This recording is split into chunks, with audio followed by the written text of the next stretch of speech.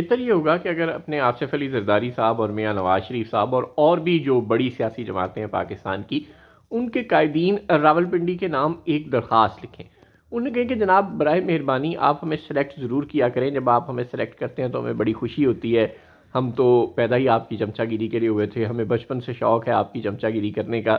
आप हमें ज़रूर सेलेक्टेड बनाएं, आप हमें ज़रूर लाडला बनाएं, लेकिन आपकी मेहरबानी अन्यवार लाडला ना बनाया करें, हमें पूरे का पूरा लाडला ना बनाया करें, पूरे का पूरा सिलेक्टेड ना बनाया करें। और ये इस बात की हर तरफ ऐलान ना कर दिया करें इलेक्शन से 6 महीने साल पहले कि हमारा अगला लाडला और अगला सिलेक्टेड फलां होगा।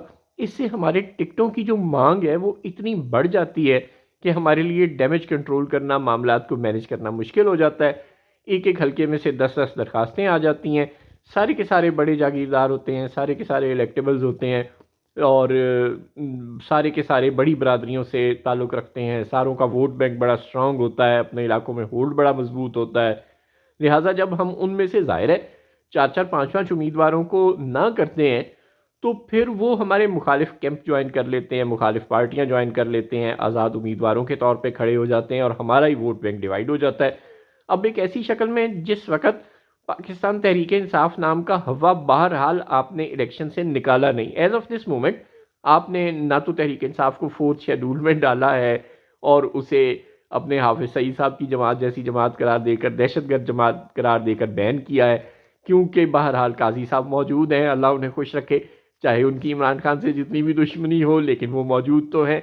तो काजी साहब की मौजूदगी की वजह से सिकंदर सुल्तान राजा साहब अपना हर किस्म का डंडा तो चला नहीं पा रहे, बड़े डंडे उन्होंने चलाए हैं बिलाशुबा, लेकिन हर किस्म का डंडा तो वो चला नहीं पा रहे। तो एक तो तहरीक इंसाफ नाम का हवा मौजूद है, हर हल्के में ना सही बेशतर हल्कों में पाकिस्तान के मौजूद है, उसने वोट लेने ही लेने हैं। और ऊपर से IPP बना दी आपने, चलो बना दी, मेहरबानी आपकी। ऊपर से MQM पहले से मौजूद है, उसके भी आपने PSP वाले सारे धड़े इकट्ठे कर दिए। ऊपर से आपने फंक्शनल लीग को सिंध में भले पीपल्स पार्टी से लड़ने के लिए खड़ा किया था, लेकिन अब वो हवा खड़ा हो चुका है। बाप पार्टी पहले बना दी फिर तोड़ दी, अब बाप पार्टी के लीडर की कोई शक्ल सूरत बन चुकी है, वो अपने हलकों में कुछ काम कर चुके हैं, वो 1-2 बार हुकूमतें ले चुके हैं, अभी भी उनके बहुत से सेनेटर मौजूद हैं, ज़ाहिर है उनका पॉलिटिकल इन्फ्लुएंस मौजूद है। सो वो अपने हलकों में अब उनका एक मुंह मत्था बन चुका है ना, और अब वो मुख्तलिफ जमातों में तकसीम हो गए हैं और ज़्यादातर नून लीग में ज़रूर आए हैं, लेकिन बहुत से जरदारी साहब के पास भी चले गए हैं और इधर उधर दाएं बाएं भी तकसीम हो रहे हैं, अख्तर मैंगल साहब को भी ज्वाइन कर रहे हैं, मौलाना साहब को भी ज्वाइन कर रहे हैं। इसका नतीजा क्या निकलेगा? जब आपने एक पार्टी को लाडला बनाया और उसके टिकट की मांग इतनी बढ़ा दी कि हर बंदे ने उसका टिकट मांगा, वो पार्टी टिकट ना दे पाई, तो बहुत से लोग उससे नाराज़ होकर दूसरी जमातों में या आज़ाद उम्मीदवारों के तौर पर हर हल्के में खड़े हो गए, तो वो उस पार्टी का वोट तोड़ देते हैं। जब नून लीग को फ़र्ज़ करें, मतलब फ़र्ज़ कर लें, बंदा उड़गालवी ना करे, 1 लाख वोट मिलना था किसी हल्के में से और 50,000 रह गया नून लीग का, बाकी जो 2-4 लोग उससे नाराज़ होकर गए वो 10-10 हज़ार वोट भी ले लें और IPP वाले भी 10,000 वोट ले लें, पीपल्स पार्टी वाले भी 10,000 वोट ले लें, तो जो पाकिस्तान तहरीक इंसाफ के उम्मीदवार ने 60,000 वोट लेने ही लेने थे, वो तो फिर वो नशिस्त निकाल लेगा और नून लीग हार जाएगी। तो इस तरह आपने जब लाडला बनने की क्लियर चिट देते हैं और बिल्कुल ग्रीन सिग्नल दे देते हैं कि बस यही लाडला है, तो फिर इलेक्शन डे की मैनेजमेंट अंधी हो जाएगी। यानी फिर आपको छोटे मोटे झुर्लू चला के काम नहीं बनेगा, फिर आपको बेतहाशा झुर्लू चलाना पड़ेगा, अन्यवाह झुर्लू चलाना पड़ेगा। वो जो आपने पॉकेट्स रखी हुई थी पाकिस्तान में जहाँ पे इजीली आप धांधली कर लेते थे, यानी साबिक फाटा के इलाके, बलूचिस्तान, जो आपने नो गो एरियाज़ बनाए हुए हैं, इंटीरियर सिंध, साउथ पंजाब के कुछ हिस्से, तौंसा और उसके दाएं बाएं के इलाके, और खैबर पख्तूनख्वा के जो इंटीरियर खैबर पख्तूनख्वा के या फार फ्लंग जो अपर खैबर पख्तूनख्वा है, जहाँ पे बर्फ़बारी है और दूसरे मसाइल हैं, जहाँ पे आज़ादी से मुबसरीन नहीं जा सकते, मीडिया नहीं जा सकता, इन पॉकेट्स में तो आप धांधली कर लेते थे। लेकिन अब मुसीबत ये है कि आपका मुकाबला हो गया है तहरीक इंसाफ से, जो कि एक ऐसी साबिक प्रो इस्टेब्लिशमेंट जमात है जो पंजाब के मैदानी इलाकों में मजबूत है। यहाँ पर तो मीडिया मुकम्मल तौर पर आज़ाद है, कराची में तहरीक इंसाफ मजबूत है, यहाँ मीडिया मुकम्मल तौर पर आज़ाद है, यहाँ यूरोपीय यूनियन के मुबसरीन आएंगे, यहाँ फैफन होगी, यहाँ पे सब लोग इलेक्शन को ऑब्जर्व कर रहे होंगे बड़ी ही रेट्रोस्कोपिकली। तो होगा क्या कि इन इलाकों में धांधली करना हमेशा से मुश्किल रही है, अंग्रेज दौर से भी मुश्किल रही है और आज तक मुश्किल है। लिहाजा इन इलाकों में अब आपको धांधली करनी पड़ेगी। जब आप इन इलाकों में धांधली करेंगे और वो भी अन्नेवाह करेंगे तो उसका नतीजा ये होगा कि इलेक्शन की फिर शफाफियत मशकूक हो जाएगी, फिर कोई लॉन्ग मार्च लेकर आ जाएगा, फिर मुल्क डिस्टेबलाइज होगा, फिर पॉलिटिकल अनस्टेबिलिटी बढ़ जाएगी, फिर फॉरेन इन्वेस्टमेंट नाराज होगा, फिर यूएई वाले, सऊदी अरब वाले कहेंगे कि तुमसे अपने मामला कंट्रोल नहीं होते, हम तुम्हें इमदाद दे देकर थक गए हैं और तुम लोगों को शर्म ही नहीं आ रही, ना तुम्हारे एक इलेक्शन, दूसरा इलेक्शन, तीसरा इलेक्शन, एक पार्टी, दूसरी पार्टी, तीसरी पार्टी, ना पॉलिटिकल स्टेबिलिटी आती है, ना इकोनॉमिक स्टेबिलिटी आ सकेगी और मसाइल बढ़ते चले जाएंगे।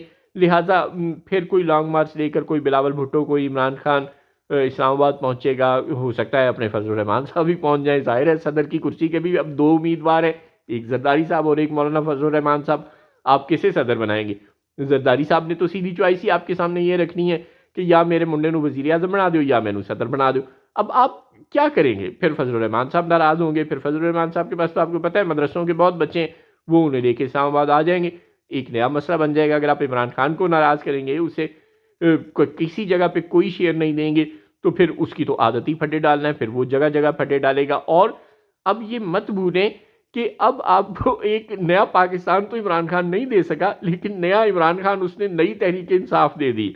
अब ये तहरीक इंसाफ जोशीली तहरीक इंसाफ तो रही नहीं, अब ये तहरीक इंसाफ वकीलों की तहरीक इंसाफ बन गई है।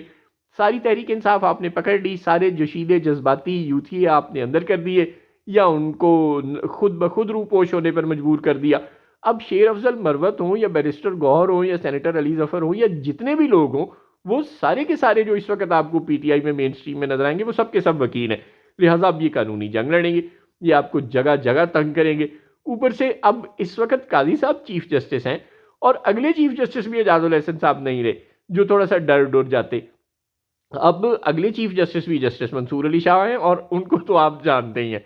लिहाजा अब आपके लिए बहुत सी मुश्किलात में इजाफा हो गया। जस्टिस मंसूर बिलाशुबा ये सब लोग इमरान खान के माजी के किरदार की वजह से उनसे नाराज जरूर हैं, लेकिन ये आइन और कानून को साइड पर रख के साकिब निसार नहीं बनेंगे। ये बाबर अहमद जैसे फैसले देने से रहे, तो अब आप जस्टिस मंसूर को जस्टिस फाइज ईसा के बाद कैसे भुगतेंगे? और ये याद रखें कि जस्टिस मंसूर अच्छे खासे टेन्योर के लिए चीफ जस्टिस अब बन जाएंगे। जो एजाजुल एहसन साहब ने कुछ देर निकालनी थी, साल 6 महीने, अब वो भी नहीं निकालेंगे, तो जस्टिस मंसूर का टेन्योर भी लंबा हो गया। काजी साहब तो चले साल बाद चले जाएंगे, लेकिन जस्टिस मंसूर अच्छे खासे वक्त के लिए आएंगे। इन लोगों की मौजूदगी में आपके लिए खुल खेलना मुश्किल हो जाएगा। लिहाजा बराए मेहरबानी किसी को इतना लाडला बनाया ही ना करें कि उसके टिकटों की मांग इतनी बढ़ जाए कि हल्के में उसका वोट ही डिवाइड हो जाए और फिर तहरीक इंसाफ से उसके हारने के चांसेस बढ़ जाए। या फिर ऐसे करें कि कोई तहरीक इंसाफ को कहीं दाना दूना डाल के एडजस्ट कर रहे कि यार खैबर पख्तूनख्वा तुम ले लो और बाकी हम ले लो। आप ये भी नहीं कर रहे कि आप पीटीआई पर किसी भी जगह भरोसा नहीं कर रहे। तो इसका अल्टीमेटली नुकसान शायद मियाँ नवाज शरीफ को होगा, उनकी जमात को होगा, और पाकिस्तान में इतनी छोटी छोटी पॉकेट्स बन जाएंगी, इतने छोटे छोटे जमातों के वोट बैंक्स को मिला के आपको हुकूमत बनानी पड़ेगी कि अब शायद 13 जमाती हुकूमत भी ना बने, अब शायद 15, 16, 17 जमाती हुकूमत आपको बनानी पड़े। और फिर हर स्टेक होल्डर के मुतालबात होंगे और फिर पार्लियामेंट में मुफादात का नंगा नाच हमें देखने को मिलेगा। अल्लाह ना करे कि ऐसा हो।